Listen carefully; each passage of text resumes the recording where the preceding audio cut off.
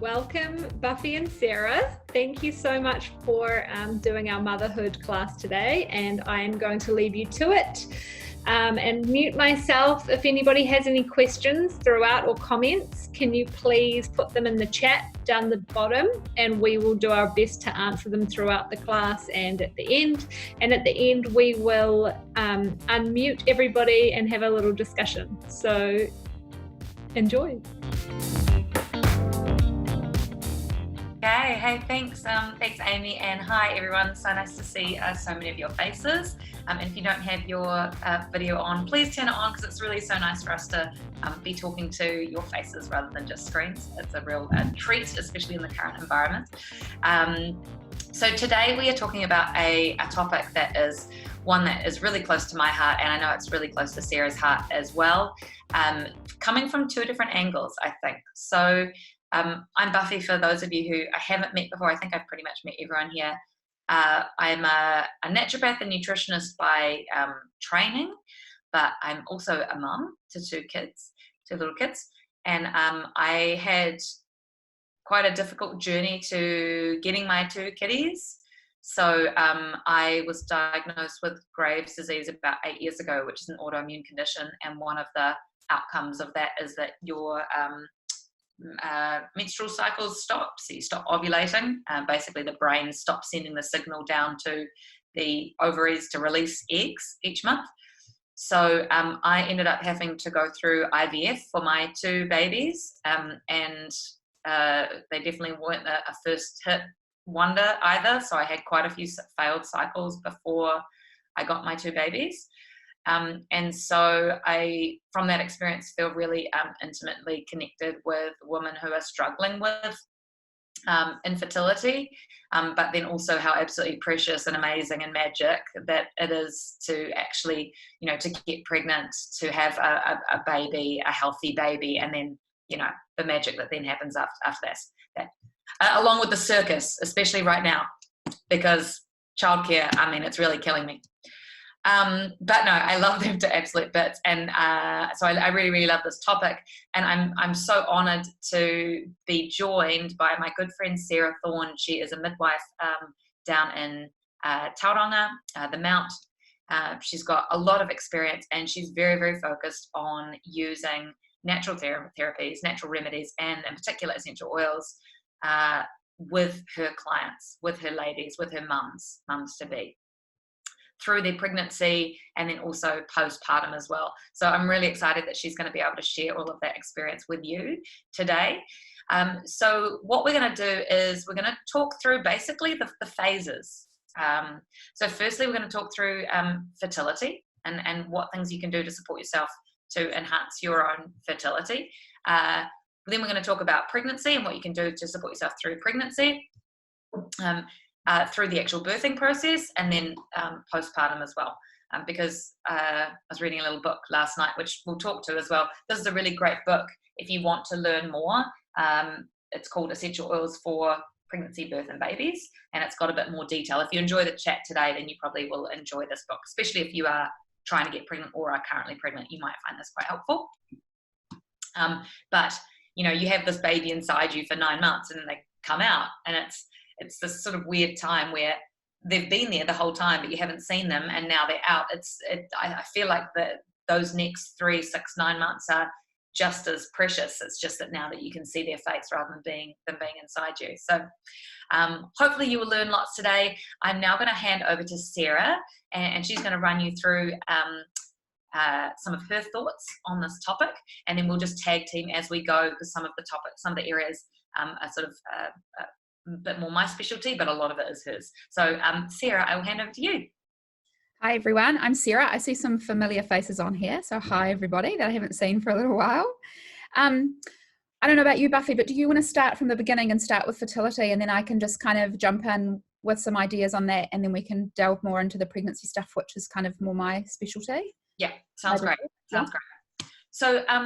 So ladies, when it comes to fertility or infertility, there are lots of things that can be going on.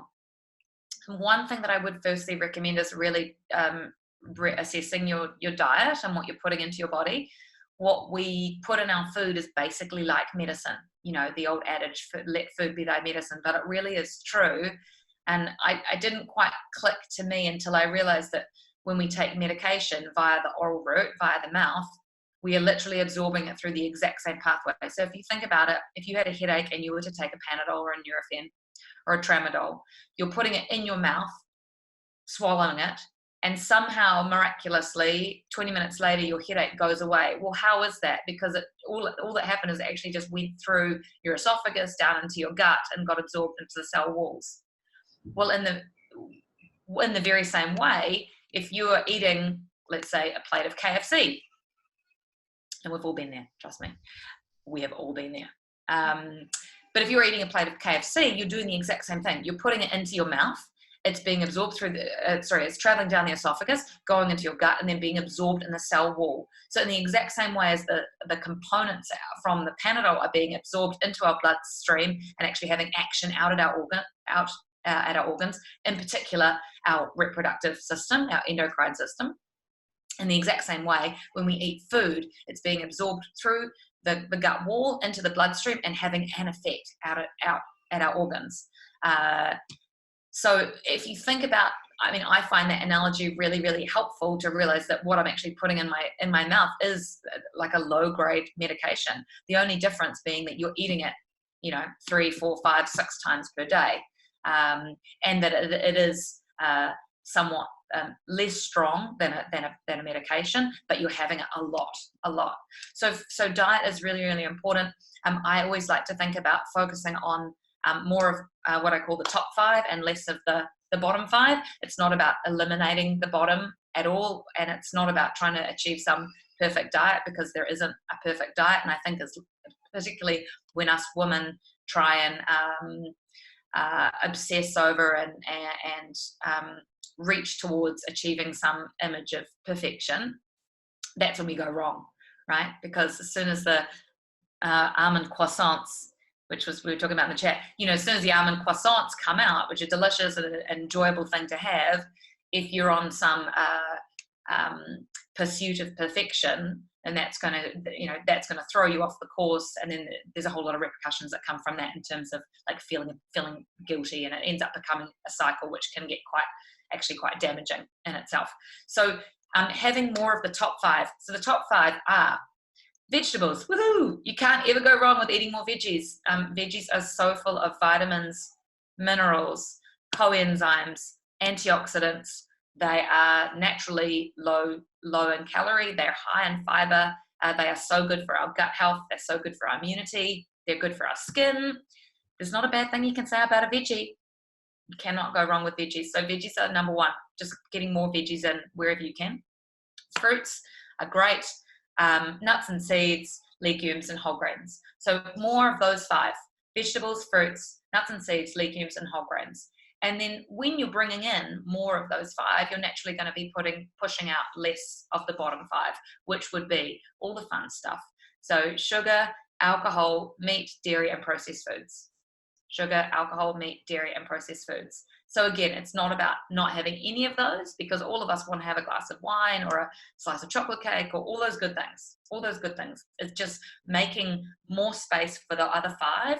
And so naturally, the lower 5 will take up less of your diet. So that is the big number 1 for fertility, is addressing your nutrition. The second one is addressing the toxins in your environment. So this is something where essential oils are really, really helpful. There are a lot of xenoestrogens in our environment through our cleaning products, through our skincare. It's actually like unbelievable how many chemicals are in skincare that are known carcinogens and are known to disrupt the endocrine system. So if we're disrupting the endocrine system, our hormones aren't functioning properly and we can't get pregnant. So the second thing I would do after looking at your diet and trying to improve some things there is to eliminate all the toxins from your home, and using your essential oils is the best way you can do that.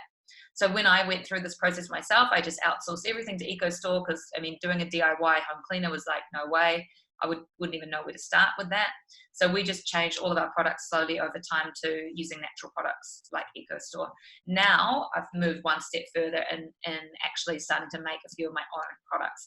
And we do actually have a workshop on that this Saturday at 11. So if you're interested in learning a little bit more about that, you can come along to that. We've also got lots of tips and tricks in Oil Camp if you haven't done that yet. So removing the toxins from your home, and then also just trying to reduce the amount of toxin exposure you get from elsewhere. So for example, not heating your food in plastic takeaway containers, which honestly, I mean, growing up, we must have heated, I would say like 5 out of 7 dinners per week got heated up in the microwave in a plastic takeaway container. So don't do that because these xenoestrogens from the plastic leach out into your food. And again, that can cause disruption to the endocrine system. Also just when you're out and about. So in particular, if you're focused on fertility, if you're going to it might be a good idea maybe to get your partner to fill up the car rather than you necessarily filling up the car with petrol, or even if you are filling up the car with petrol, don't stand by the pump for 20 minutes inhaling all the fumes, because there are a lot of toxins in petrol that can disrupt the female endocrine system as well. The third thing, so we've got diet, toxins in the environment, and the third thing would be stress. So trying to reduce your stress levels wherever you can. And this is like the never-ending sort of pursuit, right, is trying to reduce all of our stress levels. But certainly essential oils are an absolutely amazing way that you can do this. Some of the ones that I love using from the top 10, which I'm sure all of you, well, I think most of you have got, are definitely lavender, frankincense, and easier. So all 3 are really, really calming for the nervous system. Those would be my top 3 for calming the nervous system, which is absolutely essential to have your hormones functioning well. So in this current, no, darling, you have to go talk to Daddy now, okay? Tone. Sorry, guys. Motherhood. It's real. Out my sweet girl. No, because I'm recording. We're recording, my darling. Okay. Okay. Where was I? Sorry about that, guys. This is stress. Level 4 lockdown, not necessarily the biggest fan, but that's okay. We are working with it. Okay. Toxins in our environment, diet, stress. Okay, stress. So lavender, frankincense, easier. Other ones that I really, really love are copaiba. It's really brilliant for calming the nervous system. Adaptive, which you can get from the US. It's a blend of adaptogenic herbs. Also, the mood management kit and the emotional aromatherapy oils. So there's 4, you can find them online, but those are also really, really good for just keeping stress levels at bay. And I would just be using, I use my oils all the time. At the moment, I'm rocking out, it felt cold today, so I'm rocking out this little special guy, Harvest Spice. It's warming, it's cozy. It's actually got some ingredients in there which are quite good for supporting the immune system. But using your oils all the time in the diffuser and then also topically is really good to support your stress. And then the last thing would be supporting yourself with some whole food, good quality whole food supplementation.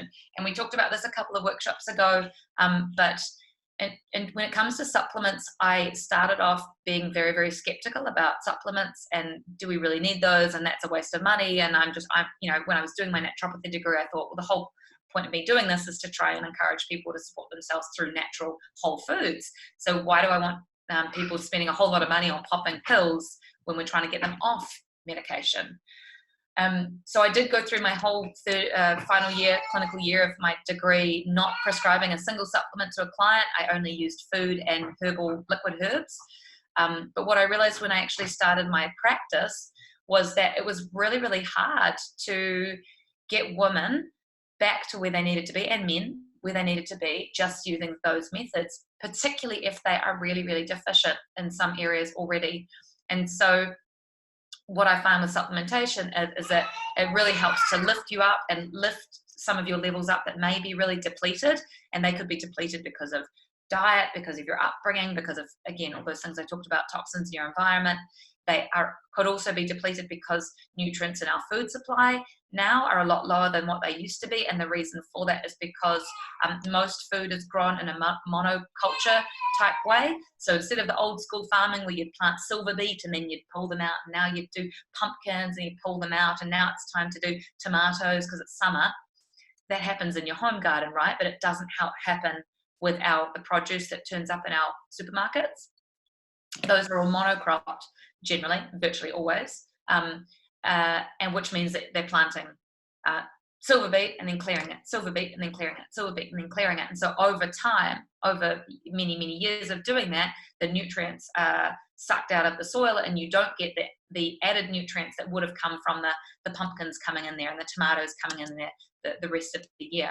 And so what the farmers end up having to do is putting nutrients back into the soil to try and recreate that environment. The long short of it is that what we're now eating, and you can tell this if you take a conventional orange and you eat that from the supermarket versus like an organic orange from your dad's tree or granddad's tree.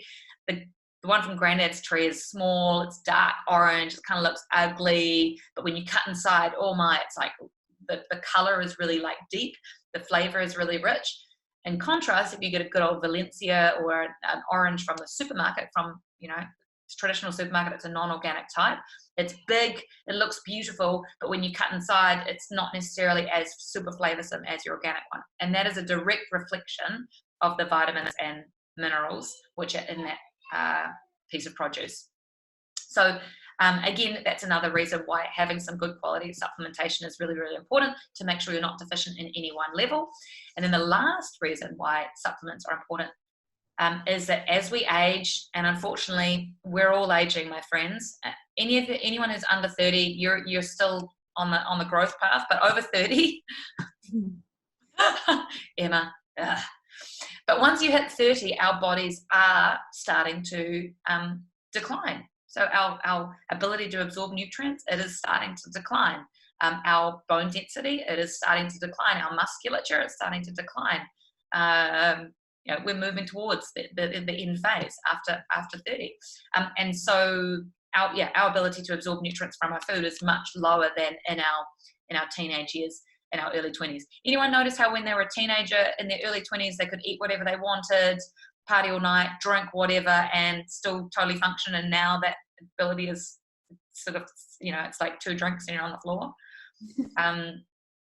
This is because when we're younger, our bodies are much more resilient and able to absorb what they can and what they need from whatever we're giving it. Whereas as we age, we just have to give it a little bit more tender, loving care in terms of what we're putting in. So in terms of an actual fertility regime, and I can email this afterwards as well if you don't remember this, but basically taking Lifelong Vitality, which I really, really love. I really love the vegan version, the plant-based version. It's got a plant-based omega, which I really, really, which is beautiful. So taking that first and foremost, to make sure you fill in any deficiency gaps, particularly also because when you go get a blood test, we can test for certain things, but we can't test for everything. We certainly can't test for the hundreds of vitamins and minerals and coenzymes which are present in that Lifelong Vitality pack. And so it could be any number of just a couple of things that you're slightly low in, which could be impacting your ability to get pregnant. So Lifelong Vitality, firstly, that contains things like folic acid, B12, iron, zinc. Those are really, really important for fertility. When you do actually get pregnant, you still will want to take some extra iodine and folic acid. But outside of that, in terms of the pre-pregnancy stage, the fertility stage, the Lifelong Vitality is fantastic.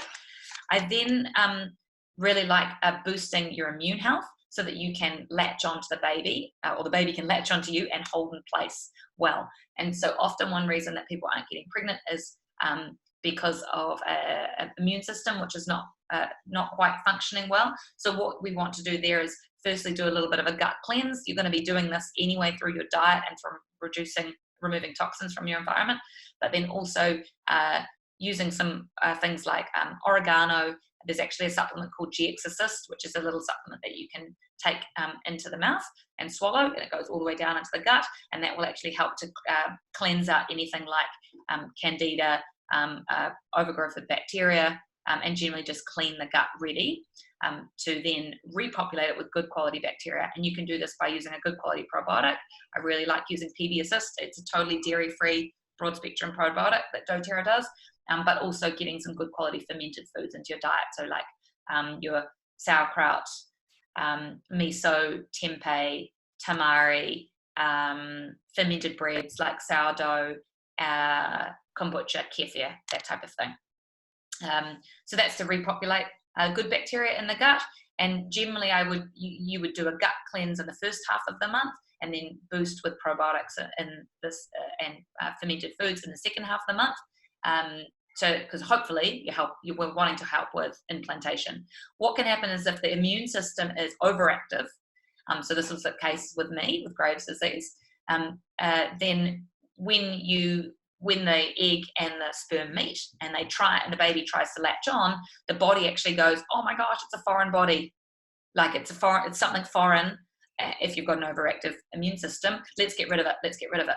And so that's what happens with a woman who might be ovulating fine, or even they're doing IVF and they're getting an egg and they're getting it reinserted back in, but then it doesn't maintain for that second half of the month. It doesn't latch onto the inside of the lining because the immune system rejects it. So what we actually want to do is, in a way, almost modulate / suppress, calm the immune system, especially through that second half of the cycle. And so conventional medicine actually does this in a different way. They give you immune suppressant drugs. And if you're doing this is one of the different types of IVF you can have done, but they essentially follow the same principle where they suppress the immune system after implantation so that the body doesn't reject the embryo. But what we want to do, we can do the same thing with natural therapies as well. So boost the immune system, have it really nice and strong, but not overactive. And a probiotic is not going to make your immune system overactive, so that we maintain that little baby and allow it to latch on. The other thing, things I really love for fertility is Claricalm, which is a blend of hormone modulating, hormone balancing herbs. You can use that throughout the whole fertility period. So that is a roller that you would put on your uterus, on the soles of the feet, and on the back of your neck, at least once a day, if not twice a day. That's really good for balancing estrogen and progesterone, not just for fertility, but also if you're experiencing like PMS, polycystic ovaries, any sort of hormonal imbalance, actually right through to menopause. And then the other thing that can be helpful is if you have problems with estrogen, it can be, and this can be higher levels of estrogen or low levels of estrogen, it can be helpful to use some sort of plant-based estrogen complex, both in terms of your food, but in terms of a supplement as well, to help to excrete bad estrogen and rebalance your natural levels of estrogen. That's one that I do a little bit more bespoke to the female, because estrogen is quite a tender thing. So we don't want to be introducing too many excess external estrogens. It's a very fine balance, trying to get that estrogen balance right. But that's probably like the last thing that I would potentially add in with someone. So those are all my tips on fertility. Sarah, do you have anything to add to that in particular that you've recommended to women? No, I think you've pretty much covered everything. No, I think the book that you talked about, this one, which is like my little go-to as well, that does have a really good protocol in it, which I think is quite similar to what you've said, but also has some rollable stuff, you can make with different oils to support that internal protocol as well. So that might be worth looking into if that's the stage of your life you're into. I did some reading last night, and it said I don't know what your information is or knowledge is on using fennel in fertility or regulating cycles as well, but that's something that came up a couple of times too. So maybe adding that into regime too. Okay, yeah. I haven't. I've only used it in the breastfeeding stage, but that's awesome. So no, I think you've pretty much covered everything else in that one. Do you want to take us into pregnancy? Sure, I can take us into pregnancy. So I've been a midwife for 9 years and worked in several different settings, so both the hospital and in the community. And I provide care for women who choose to birth at home, at a birthing centre, or in the hospital. So I'm kind of very familiar with all the different ways that women choose to the routes that women choose to go down in their pregnancy. If people want to go down the conventional medicine, very comfortable in that regime, as well as supporting women down the natural way as well. I'm in no means an expert in natural medicine. That's Buffy's jam, but I certainly have had some experience in supporting women, particularly through labour and birth, or pregnancy and labour and birth, with using essential oils and homeopathy. And I'm more than happy to research stuff and gain more information, so I feel comfortable sharing that those regimes with women. So the one thing I want to talk about first is probably the biggest thing I get asked about essential oils is which ones are safe and which ones to avoid in pregnancy. And I want to highlight here that not all essential oils are the same. So there has been some limited studies, and all of the studies that I've read in practice, I've been using essential oils in my practice for about 5 years, like I say, so I kind of had to get my head around how they worked and what the benefits were before I started offering them to women as an alternative, because I needed to believe in them. And midwifery is kind of very much research-based information, so I needed to understand that concept. Most of the studies that I've read are the one thing that is missing in those studies is it doesn't talk about the purity of oils. So they talk about how they've done some controlled trials where one group of women would be given a essential oil and another group wouldn't, as the control group. And basically the conclusion is they need more research. But like I say, it doesn't talk about the purity. And a lot of those studies as well that I've read have been done or performed on animals. So a lot of them don't actually apply to humans.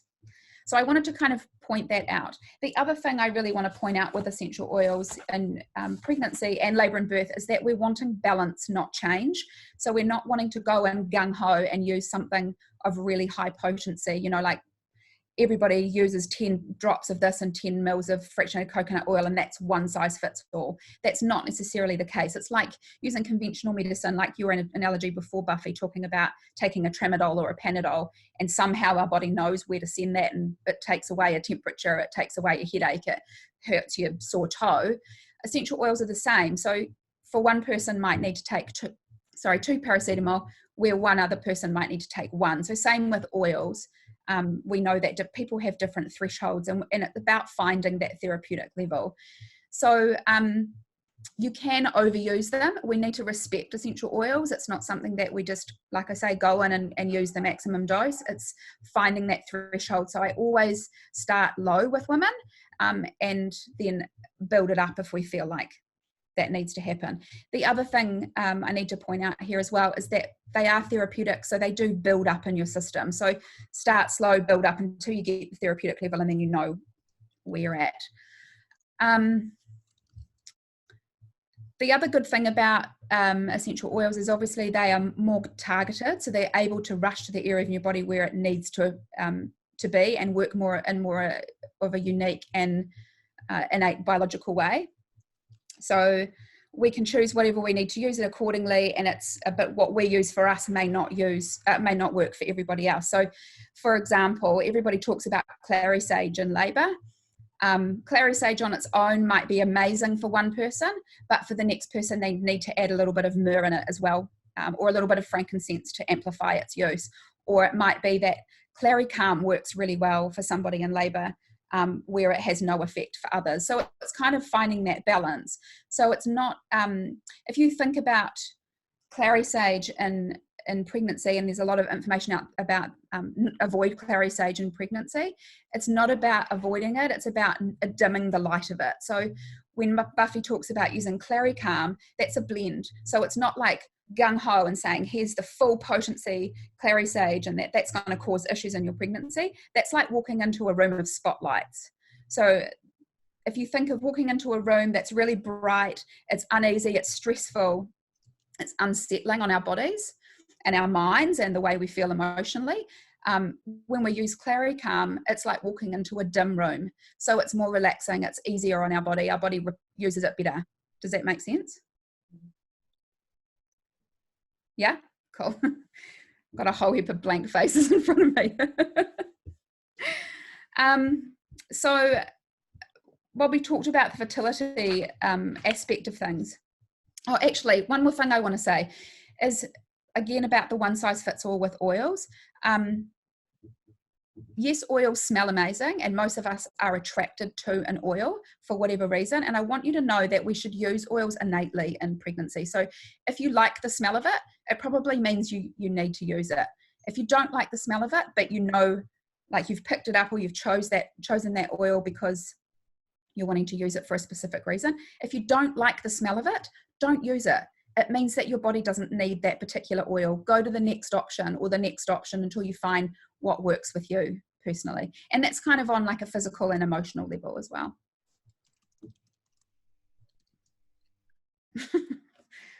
Shall I keep talking? Yes. So I've kind of made, I'm just going to go through these notes and make sure that I'm covering everything, because I feel like I get verbal diarrhea and then I lose where I'm going. So you all know that the analogy of it takes 22 seconds to reach, when we use an essential oil, it takes 22 seconds to reach our brains, 2 minutes to be found in the bloodstream, and 20 minutes to be present in every cell of our body. Yeah. So again, it's respecting how amazing these oils are and how well they work in our systems. So I've kind of got a few, how do you guys want to run this? Do you want some ideas of how, I mean, I've kind of told you about how I use them, how I choose to use them, but where do you want to go from here with?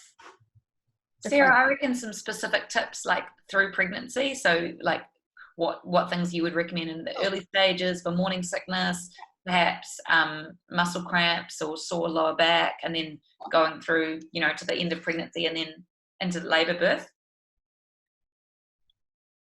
Okay, cool.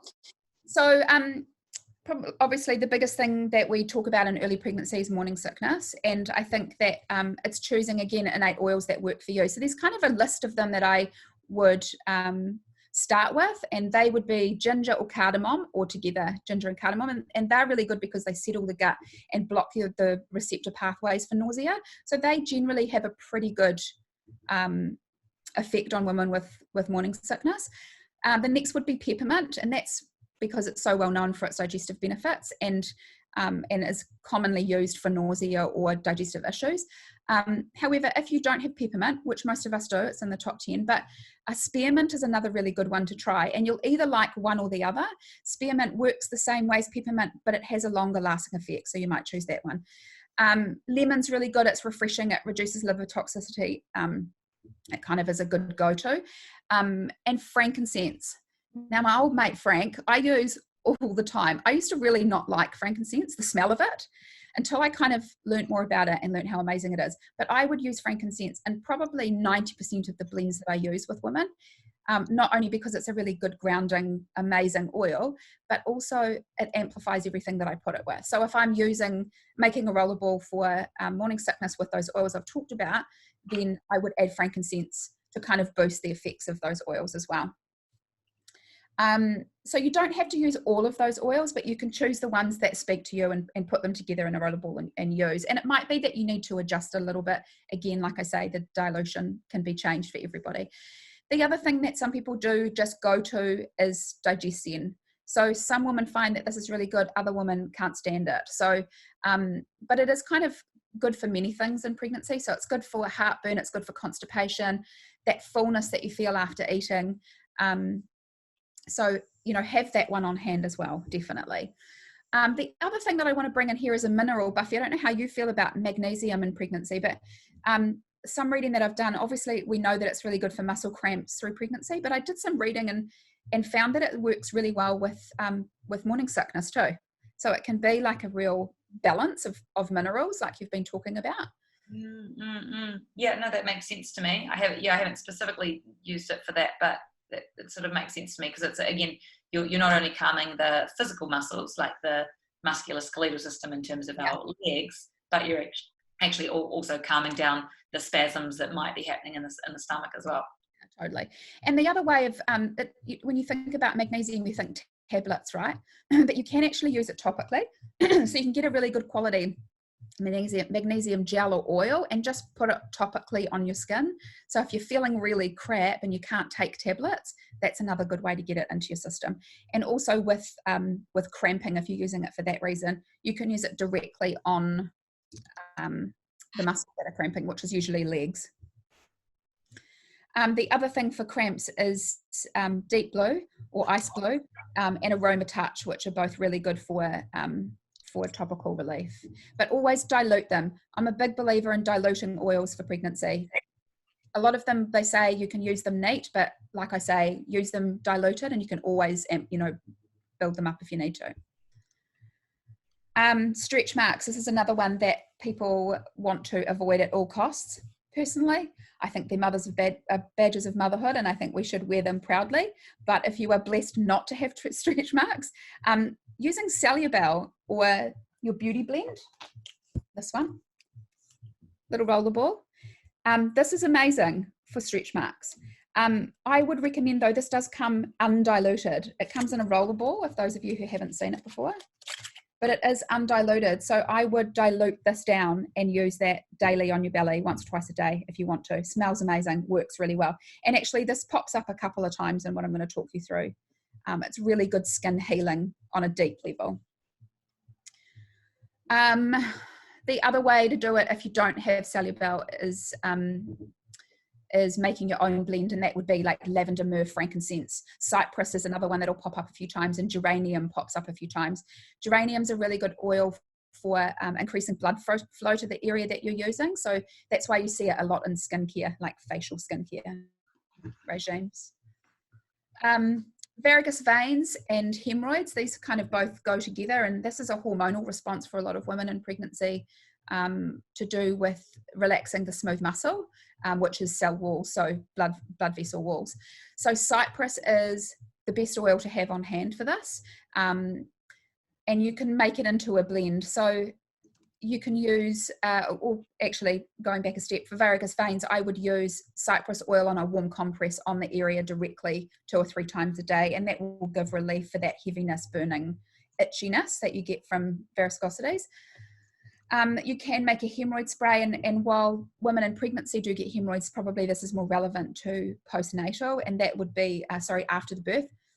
And that would be cypress, helichrysum, lavender, geranium, and peppermint diluted with fractionated coconut oil.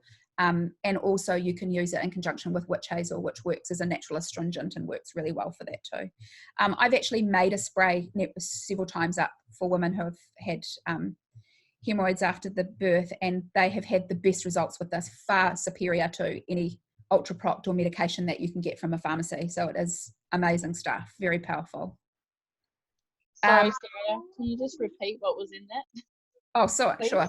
In the hemorrhoid spray? Yeah. Cypress, helichrysum, lavender, geranium, and peppermint. Cool, thank you. And you would use it 3 times a day, particularly after a bowel movement. Yeah.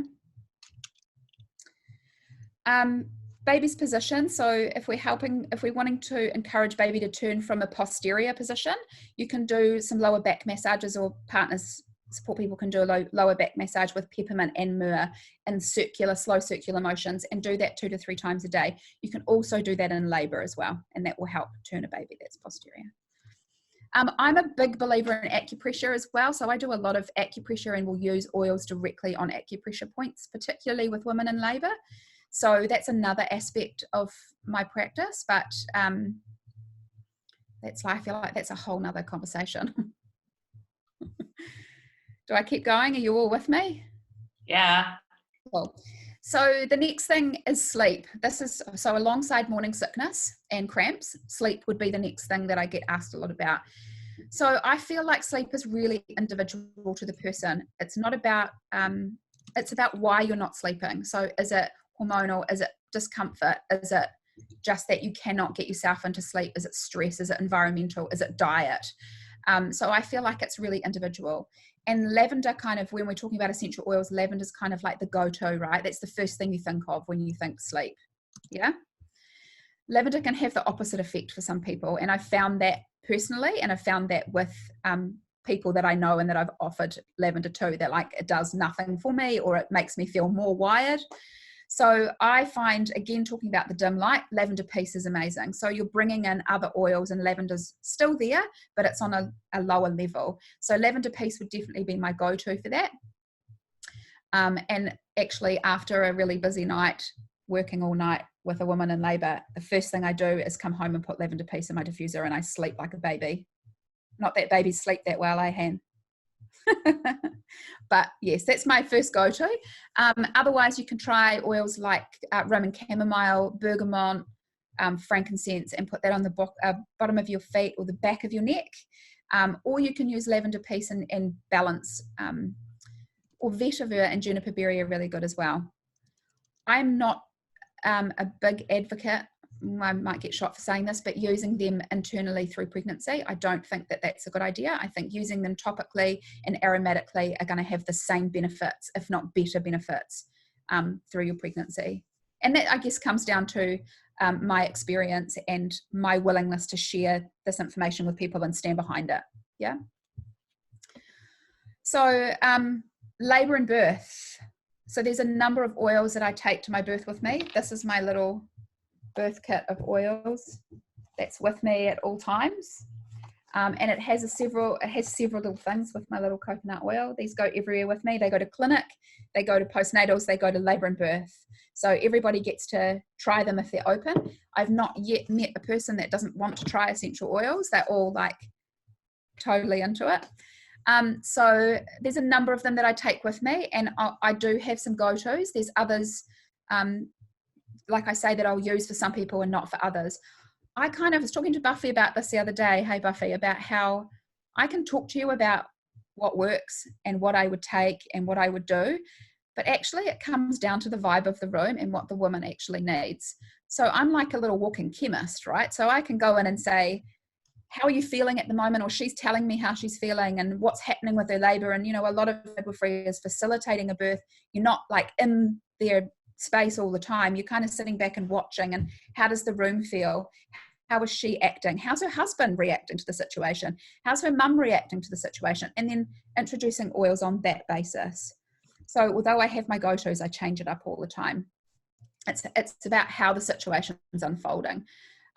So things in my birth kit would be, so black pepper is one, and that's really good for a back labour, not necessarily a posterior baby, but just women that labour in their back. It gives good pain relief, and basil's really good for this too. So basil's good for that transitional phase where you're nearly fully dilated and you're like, I just can't do it anymore. I want to go home. I don't want to be here. Basil's really good to kind of get you through that stage. And again, this is where you can get their support crew to use these oils for massage. I always have a diffuser going, but getting their support crew involved in using pressure points and back massage and incorporating oils is amazing and works really well. Here's geranium again popping up. So this is increasing your circulation and use for massage on areas of tension. So one thing I see women do in labour is this, through contraction. So it's about massaging shoulders, massaging their hands, reducing tension in their body, and geranium does a really good job at that. Balance is really good. People who feel really unearthed in labour or really out of control, balance kind of brings everybody back down again with support people too. So I will put this on, massage this on the bottoms of women's feet, and that is helping emotionally with encouragement, that sense of grounding, a sense of strength and building their confidence. That's definitely something that I use a lot in labour. Sometimes I'll even put them on a little gauze swab and just have it on wherever they are, on the bed, standing beside the bed on a Swiss ball, whatever, put it, kind of tuck it somewhere so it's not right in their face, but they're kind of able to inhale that and use that aromatically. Lavender is kind of a go-to, definitely take this with me, and that's because it's calming and soothing, and I will put this in the pool. If they're birthing in a birthing pool, I'll put that in the water so they're bathing in it and getting the aromatic benefit as well. Wild orange is really good. Any citrus oils actually are really good uplifting, and good work really well with balance. Peppermint's good, lifts energy. It's really cooling on the skin. People who are working really hard in labour, it's beautiful to have that cooling aspect on your skin. Also reduces anxiety. So that's another, if somebody's not coping and feeling really stressed, and you can use some peppermint to help reduce that anxiety. And then obviously there's clary sage. So clary sage is not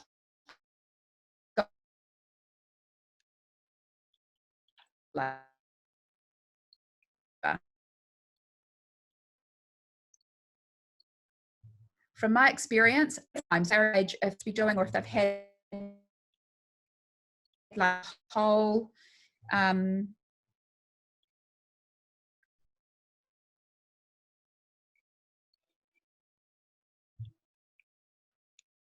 Sarah, like a can you hear day me? of like early labor and then not quite established, then I would use, and that 2 labors I've been over the weekend, we use Clary Sage. Yeah. Oh, sorry, you cut out a little bit right on the trigger point topic of Clary Sage and whether no, what did you and whether it's going to cause a miscarriage. Can you just give us a summary of just what you said on Clary Sage, so that not that it starts labor, that it can strengthen contractions once it's started, but only if the body's ready, type thing. That's right, yeah. And I was saying that the last 2 labors I've been to, I've actually used Clary Sage for both of them. They labored very similar, so kind of got to a point in their labor and then their body was like, oh, I'm really tired, I just need a break. So along with other things, we used Clary Sage and that ramped those contractions back up again, and we got there without any intervention. I actually had a do you want to hear a story? I can tell you a really good story about this. Yeah, story's on. Yeah. Story time. So I had a woman in labour, actually it was about 18 months ago, and she spontaneously went into labour. So she went into labour without intervention, and then we got to about 7 centimetres, and then her labour pretty much stopped, went down to like really infrequent contractions. And when I go into the hospital, I'm kind of known as like the witch midwife, because I smell amazing and take in these amazing oils and really believe in them, and I'm kind of got that name. And I went out and spoke to the specialist and said, this is the situation. Now I know that you want me to give her medication to get her labour going again, but I want to do an experiment with you. I'm going to go in there with my essential oils, and if I can make her labour pick back up again using nothing but essential oils and acupressure, I want you to let me do a trial in the hospital of using essential oils. So he was like, whatever, that's not going to work, but sure, go for it. He agreed to it reluctantly. So I walked back down to my room and used essential oils, and that baby was born 40 minutes later. Went from having very few contractions to really good contractions, and had a baby without any intervention. So I'm yet to hold that doctor to task, because I know he knows I'm coming for him, but it was such an amazing illustration, and I see these amazing effects of these oils, and this is why I integrate them into my practice so much, because they 110% work. Like, it's unbelievable.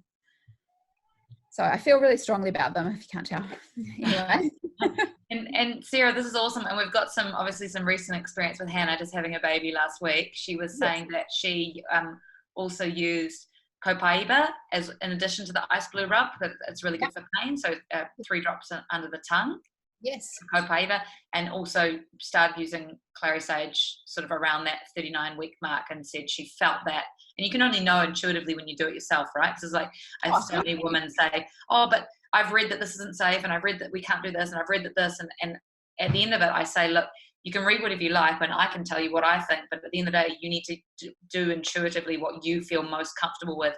Because if you're putting Clary Sage on your abdomen at 38 weeks and feeling ridiculously stressed about that, then it's best you don't do it, because the stress levels in themselves are going to cause your uterus to hold tight and not to let that labour flow naturally. So and remember that we're wanting balance in pregnancy, not change.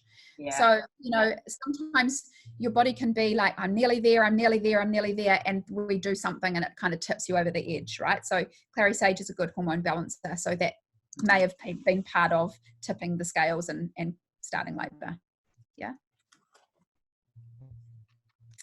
Yeah, watch out, Sarah. You're going to have a whole lot of ladies wanting to come down and I think that works really well. Oh, we're delayed. You'll need to travel down to the Mount if you want to have your baby with Sarah. But it would be worth it. I'm not an aromatherapist. I've done, yes, I have a health, like I'm a midwife, I have a qualification, so I understand how things work, but a lot of this comes from personal experience and my own research. So, like I confidently use them. It's not something, that I've just gone, hey, just throw this in the bucket and see how it works kind of thing. It's lots of experience and lots of trial and error. And when I say error, meaning it hasn't worked the way that I'd hope it was, I've never had any negative results from using essential oils in pregnancy and labour and birth.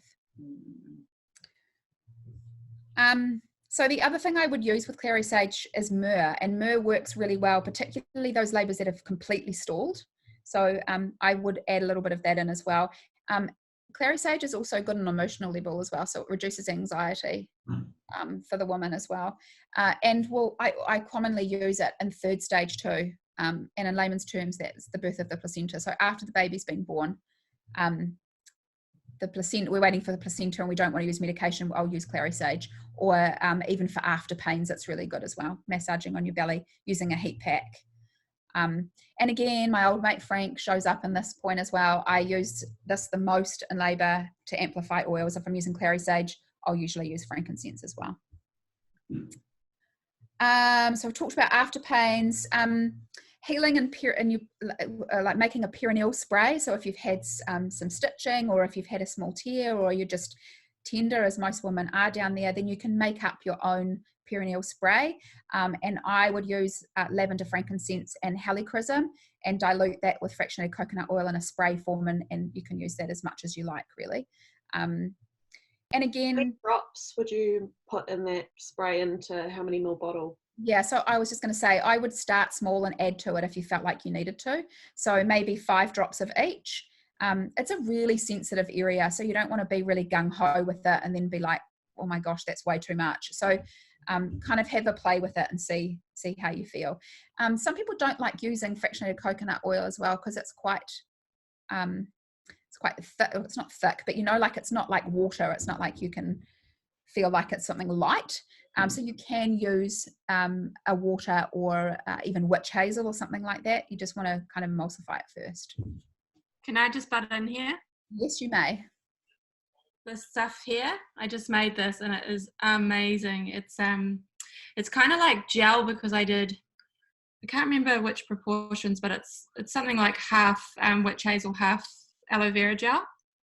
Because Cool. I have stitches. So yeah, that, and then I've got frank, geranium, heliochrysum, clary sage in there. Nice. And it's been amazing. I just spray it onto pads and Yeah, cool. good. Awesome. Nice and cooling too. And aloe vera is amazing, hey, as a cooling aspect.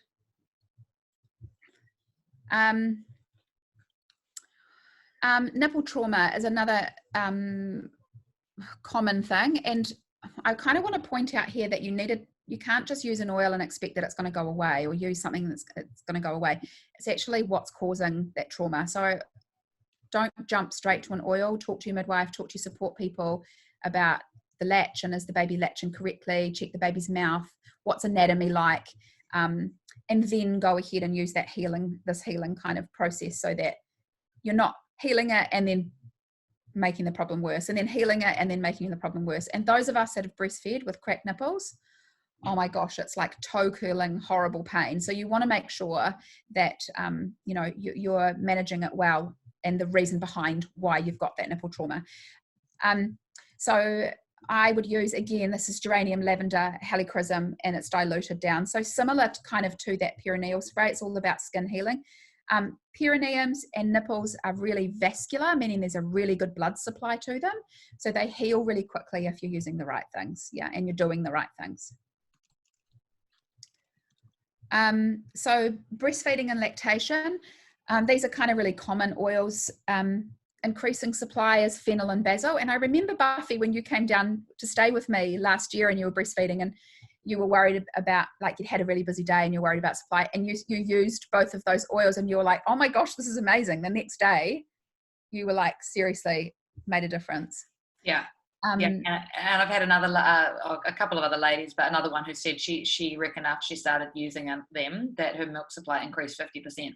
Yeah, so I now have a little roller with basil and fennel, And whenever I kind of feel like, oh, and normally it'll be because of my feeding times are reducing. Like I'm now only feeding probably 4 times a day. Yeah.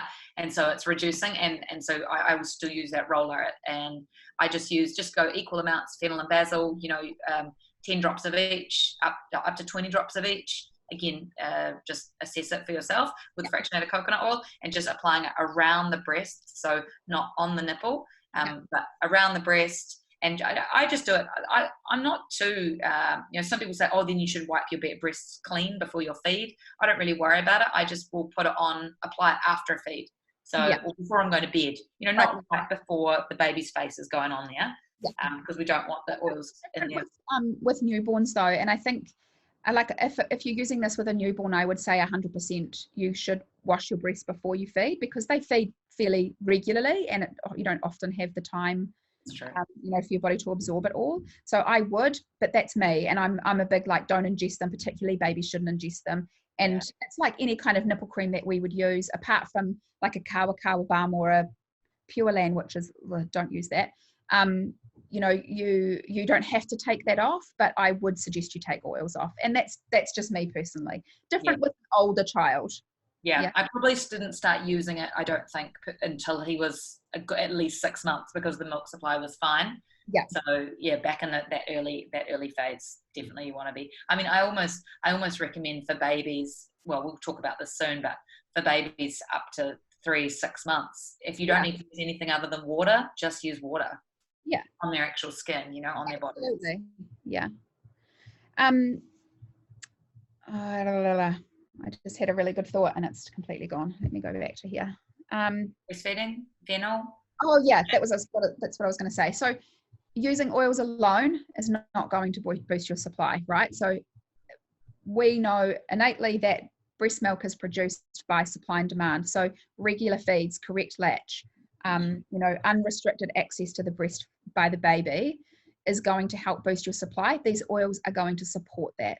They're not going to be like, oh, I've only got enough to feed my baby 3 times a day and I want to be able to do it 6 times a day. I'm just going to use these oils on that'll boost it.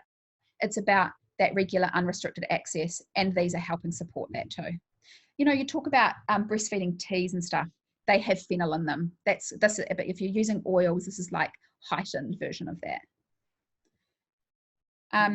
So reducing your supply, peppermint oil. Now, again, peppermint doesn't reduce lactation for everybody. Some people it will, some people it won't. It's like drinking 1 million cups of peppermint tea. It's not going to stop your milk supply. So I would say for people who are wanting to stop breastfeeding or feeling really engorged, that peppermint could be a good option. But again, follow your body's lead. If you're feeling like you are losing lactation, not working, use a little bit more. The thing with peppermint, like I've mentioned before, is it's really cooling on your skin. So you can use it when you feel like when your breasts are really full after, the first few weeks after the baby's born, as a really nice cool compress. So it's not necessarily going to stop your lactation. For some people, it won't do anything, but give that cooling effect. The other thing I want to put in here, Buffy, and I'm sure you're going to agree with that, is anybody that's breastfeeding, actually anybody that's pregnant and breastfeeding shouldn't be having dairy. I really believe strongly in that. I think that anybody who's breastfeeding particularly shouldn't be having dairy. And that is because it's a allergen and it's an animal protein, and you just shouldn't do it. A lot of babies have really unsettled tummies, and most, like 8 times out of 10, if the mother stops having dairy, then their baby settles down. Just a good point to throw in there. Breast infections or blocked ducts, which are really quite common. They can be really common, and more common in women who have dairy in their diets. I always recommend to take 1,000 milligrams or 1 gram of vitamin C hourly through the day to help fight that infection and boost immunity. And use antibiotic type oil. So like oregano, tea tree, clove is another really good one. Really highly diluted, but they are really good. And it's about massaging directly on the area.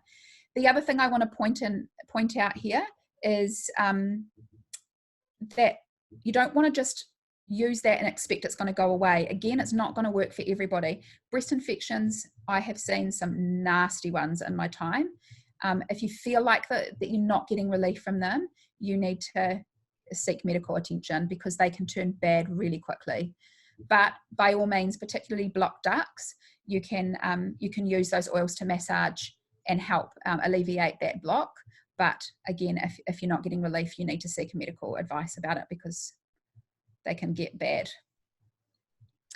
The other thing is that I've thrown in here as well is a homeopathic treatment called Phytolacca in 30C, and that's a really good one for breast infections or blocked ducts.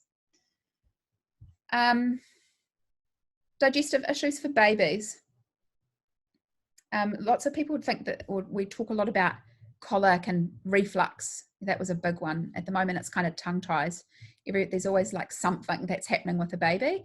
I think the biggest one that I would suggest would be digestion, and second to that would be fennel. With babies, I would say way less is more. So I would start with 1 drop of oil and 10 mils of dilution, so 10 mils of fractionated coconut oil, and I would start with baby's feet. If you're not quite getting enough relief with that, I would do gentle massage on their tummy, and you'll probably find that that alone works. Fennel is another really good sort of universal oil for babies as well, to help with gripey, unsettled tummies, but again, really diluted.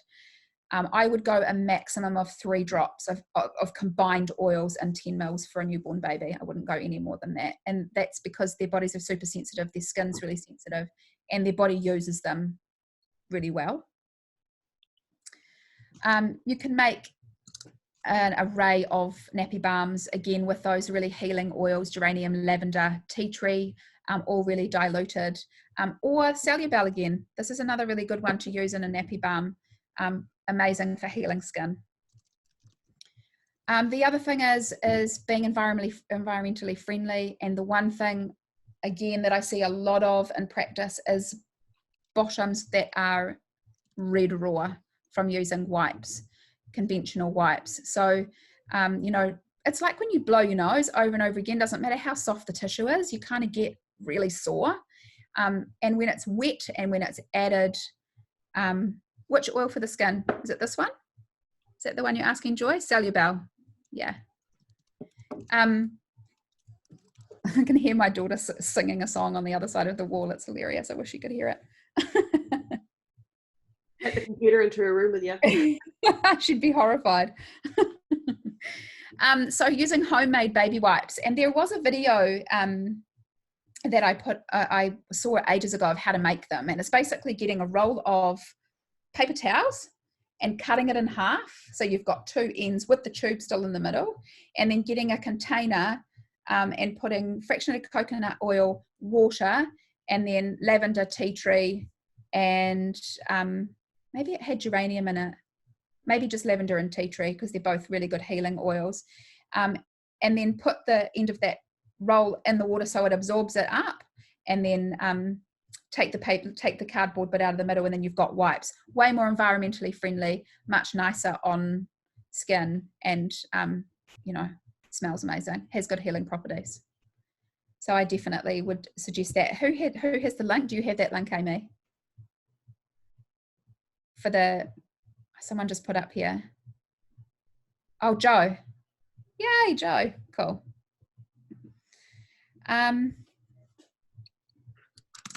So I've just got as like a finishing thing here, to using oils with babies needs to be done with caution. Like adults, we all need different dilutions. So starting with the minimum amount and working up and going from there. You don't want to be overusing and then causing problems. So start really small, add to them if you need to or want to, and have a play with them. Like, I don't know, you probably all got resources like the app that we've got. The Droply app is amazing. There's some really good recipes. You can add your recipes in there. I've kind of got like an array of books as well that I use, and you might not go for the first oil. It might be the second or the third or the fourth one that works really well for you or your baby, but just use with caution. Definitely would avoid all hot oils on babies. So no oregano or clove or anything like that for I'm talking newborns, and that's kind of my realm is up to 6 weeks. So yeah, that's probably my spiel. Perfect. Sarah, I was just going to say on the baby wipes, yeah, I just have kind of a selection of maybe 10 white little square cotton cloths. Yeah. And unless we're traveling, if we're traveling, we use those water wipes, but if we're at home, we just use the white square cotton cloths. And I always just have like a little kind of container of water beside the change table and just use water. And then I will have a little bottom balm, or even you can just make a little spray with fractionated coconut oil and like the oils that you've said, you know, just very, very diluted, like 1 drop of lavender, helichrysum, tea tree. The other thing about balms as well, like making a little balm in a bottle, like a little pot, is don't dig your fingers in every time. So when you're changing your baby's nappy, dig your fingers in, put it on, and then next time dig your fingers in, put it on, because you're actually putting bacteria back in there. So I would use, like, a spray is a really good idea because you're not actually contaminating the product that you've made. So, or you can use like a cotton tip or something like that, and put it on with that, rather than put it on and then wipe it with your fingers, but don't put your fingers back in the same pot. I got a question. Yeah. I've got like the brown spray bottles by the nappy changing station, and it's just water at the moment, so I can use that to clean them up.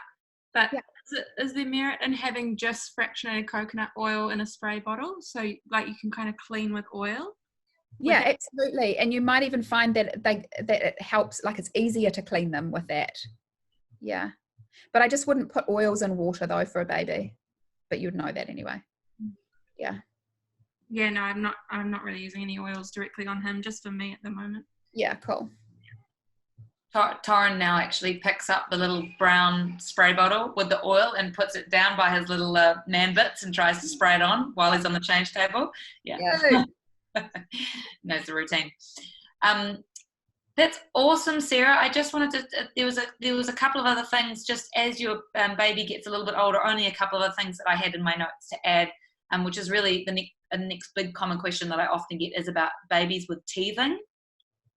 So I recommend making up a roller ball, you know, just in your little 10 ml roller with lavender, frankincense, and then if you've got them, Roman chamomile and Siberian fir are really, really good. So again, you could just start with 1 drop of each, and you could increase it, you know, to maybe sort of 2-3 drops of each, and then applying that roller to them around here and around the jawline. So on the sort of the top of the cheek and around the jawline, and just massage that in. And I mean, I find when I put that on Tara now, and he's 18 months, but when I put that on him, it's like he almost instantly just relaxes. There'll be the power of the healing power of touch as well happening there, but his whole face kind of goes, oh, that feels so soothing and good. So that's a really good one on hand, because you'll have that teething thing sort of starts with the first teeth, but then it actually carries on for quite some time. And I'll just see if I've had anything else in my notes. Some of the other things that can be really handy for little ones, especially right now and over winter, is respiratory support. So if they do get a little bit of in these first few months, if they do get a bit of a cough or a cold, they don't have the ability to breathe really easily and clearly, and they certainly don't have the ability to blow out mucus or snot from the nose.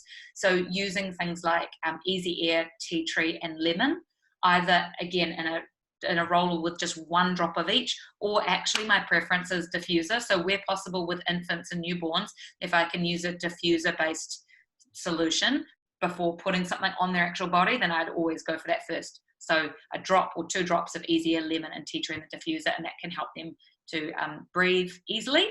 And the same thing, you can do the same thing around sleep as well. So using things like your lavender, frankincense, Roman chamomile. Lavender and Roman chamomile are probably my 2 favorite oils for infants and newborns, because they are just so gentle on the skin. So you kind of can't go wrong with those 2. And they're really, they're calming for their nervous system, but also soothing for the skin. So if you've got like red rashes or that type of thing. That's pretty much it. So ladies, we Copaiba, Amy, Copaiba is a gentle oil too. It is a gentle. I haven't personally used it for infants and babies. Mainly lavender and Roman chamomile, and then frankincense, and then a little bit of tea tree, and that's and then a few in the diffuser in terms of respiratory support. For teething, Siberian fir and copaiba is like. Oh yeah, copaiba. Yeah, that makes sense. So you could use lav, frank, Siberian fir, copaiba. Yeah, Siberian fir is kind of like an analgesic. It reduces pain, but copaiba is the exact same. That's awesome. For the sleep stuff, could you make like a linen spray with the lavender and Roman chamomile and spray that on a baby's, make a real diluted one and spray that on baby's wrap or anything like that to help with kind of that? Yeah, I have never done that personally, but I've heard of other mums doing that, and that's a great point. So actually spraying it on the bed linen or on the wrap. So again, you're not putting stuff directly on their skin. I've made exactly that, and it's so nice to get that. It's just like real gentle and really mild, but it kind of just cuts that milky smell that kind of pervades everything. The other thing as well, like that for a long time. remember not to diffuse oils in the baby's room really strongly. So what we would use, like 6 drops, you probably like go back to real basic if you're going to diffuse. And even then I probably wouldn't for a really little baby. I would suggest just holding fire on that unless it's really needed. You don't want to put like stuff in there because it works really well for you, and I love going to sleep with lavender peace on, I'm going to do that for my baby too. Don't be, don't kind of fall into that habit of thinking they need that.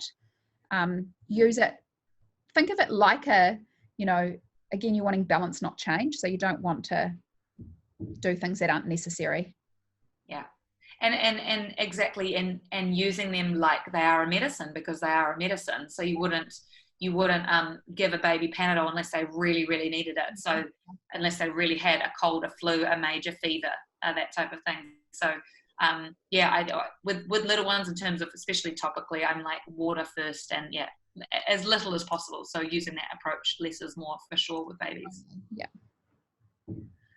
Amazing, ladies. Well, I'll just open it up for some questions. Hopefully you found that really helpful. I love listening to Sarah. I mean, her and I have had so many chats already around pregnancy and babies and oils in general. And even then, I really, really enjoyed listening to you just now, Sarah, and picked up so many tips and new ideas myself. And you speak so naturally to this topic because you practice this stuff. You practice what you preach all the time with your ladies and your clients. So it's just such a treat to be able to have you here speaking to these women. And I know there'll be lots of other ladies that couldn't come and listen to the live, but will be really, really keen to listen in and learn from you. So thank you so much for your time. You're welcome. It was a pleasure. Yeah. And Ames, can you open up the floor to unmute everyone in case anyone wants to ask questions? Yeah, thanks so much, Sarah and Buffy. That was so amazing. Now, also, if anybody doesn't have any oils yet, it would be great for you to contact the person that invited you along to this chat and ask them to help you set up a wholesale account. That's the best way to go about it. But if anybody has any questions now, that would be great. So can we just, I'll just unmute everybody. And yeah, if anybody has any comments or questions or anything like that, that would be awesome. You can mute yourself again if you've got noisy kids or whatever. I've got a question, Sarah. Sorry. Sure. Go, Lana. Do you, what about around like the baby's cord? Have you had anything? Because I know some mums are like, how do we clean the cord? And what do we do if it's infected? I actually wouldn't recommend anything around a cord. And that's because our bodies deal with that perfectly by themselves. I mean, in my years of practice, I've never seen an infection. I've never seen anything untoward with the cord. I think they just need to be left to do what they're meant to do. Even if they stink like a dead rat. They all stink like a dead rat. Yeah. You can put something over it just to make it safe. Yeah, they do. I've had plenty of people say, oh my gosh, my baby stinks so much. Yeah. This beautiful baby, and it smells like a dead rat. Yeah, no, I wouldn't suggest anything, to be fair. I suppose if you're putting stuff on it when you don't need it, you're also introducing moisture to the area, and the idea of the cord falling off is that it needs to dry out, so you're kind of contradicting the body's natural ability to deal with it. Yeah, in a way. But also, you know, when you see cords fall off, they're pretty moist. They do. There's a lot of moisture and a lot of kind of oozing, and that's just part of that separation process. Sorry to be gross, but they literally rot off, Hannah. That's kind of how it works. You know, it's like gangrene almost. There's no point in interrupting that process unless you really have to. Who else has got questions now that you've made us feel sick? Is it lunchtime? Really cute otherwise, just that belly button's like, oh.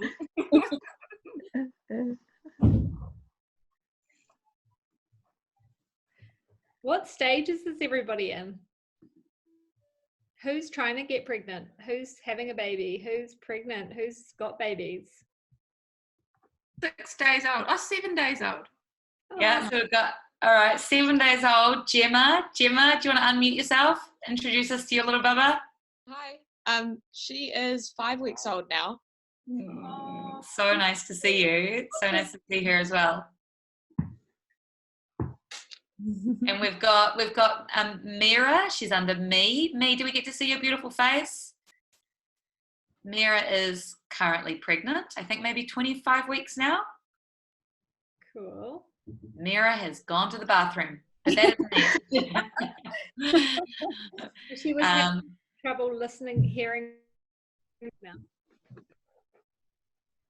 And anyone trying for a baby? Am I allowed to say me? Amy has too many babies, but she'll be trying till the day she dies, I reckon. Lucky Ron. I've actually been trying for about a year now and not able to have a baby. So I have been working with lots of like nutrition stuff and, you know, all the things.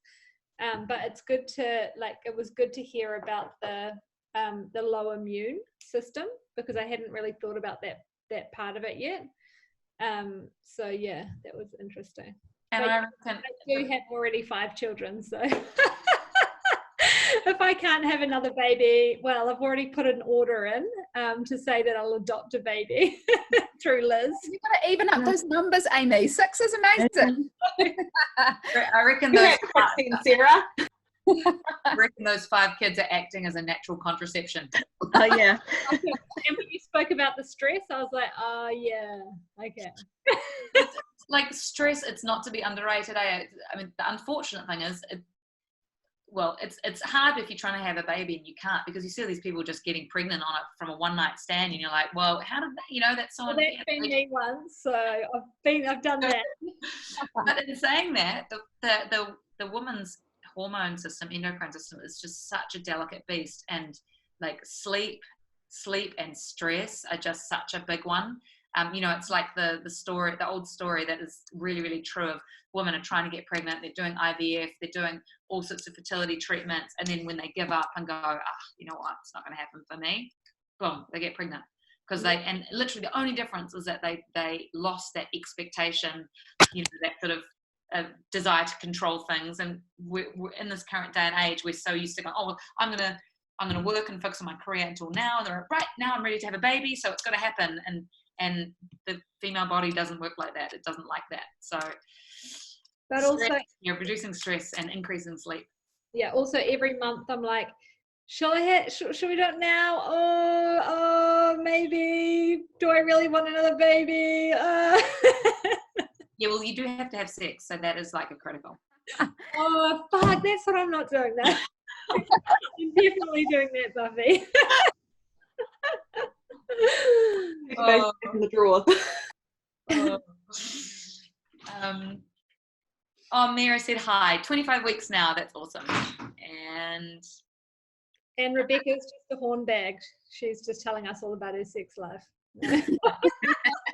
Rebecca's got five kids and has only had sex 5 times. So there you go. I mean, you know, 100% hit rate. Like the Virgin Mary, Rebecca. So are we still recording? I hope not, because Yeah. Stop recording now. I'll stop the recording.